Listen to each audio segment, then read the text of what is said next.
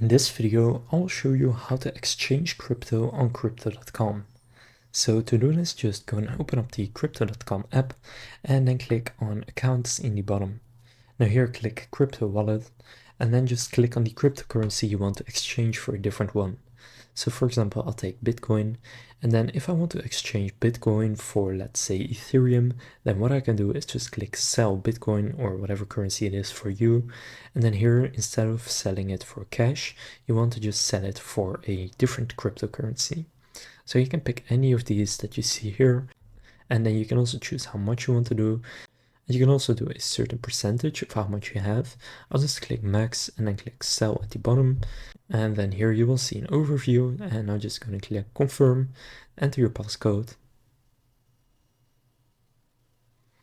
And now I have sold this cryptocurrency for a different one. So now you can see my Bitcoin balance is 0, and now my Ethereum balance is what used to be my Bitcoin balance. So now you know how to exchange crypto on Crypto.com.